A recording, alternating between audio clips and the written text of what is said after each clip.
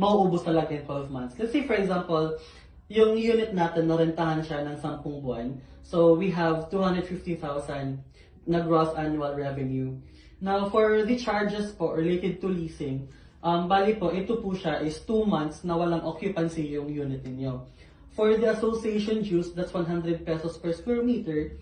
So in 2 months time, yung babayaran nyo po is only 4,900. For electricity, 200, water, 200.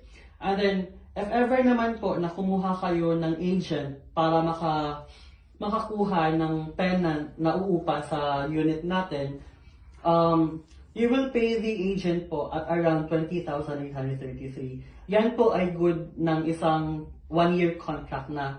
So yan po yung ibabayad natin sa kanya. And then for the leasing facilitation fee naman po natin, that's 1,000 pesos. And then for the real property tax naman po, every year, that we will